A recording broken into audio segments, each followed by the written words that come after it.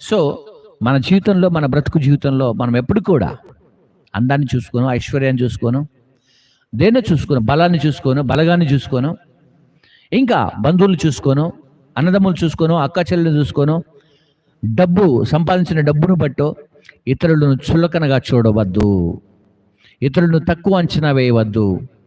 దేవుడు సమస్త మానవాళ్ళని సరిగా చేశాడు. లోపం ఉన్న వాళ్ళని ఇంకా ప్రేమించాలి, గుడ్డి వాళ్ళని ధర్మిళ్ళరా ప్రతి ఒక్కరిని కూడా ఇంకా మనం ప్రేమించే వారమై ఉండాలి.